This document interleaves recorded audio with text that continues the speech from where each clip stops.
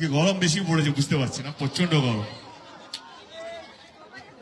তারপরে আপনারা এখানে এতক্ষণ ধরে বসে আছেন, তার জন্য হাত জোড় করে মাথা নিচু করে প্রত্যেককে অসংখ্য অসংখ্য ধন্যবাদ।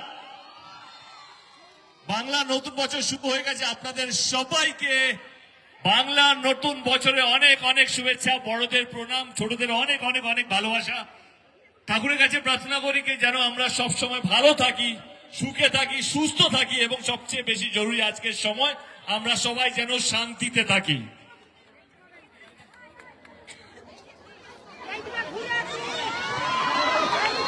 আগে 25শে মে নির্বাচন আমাদের এখানে ঘাটা লোকসভা কেন্দ্রে, দেশ জুড়েই তো, দেশ জুড়ে সব প্রার্থীরা বেরিয়ে গেছে ভোট চাইতে। শুধু আমার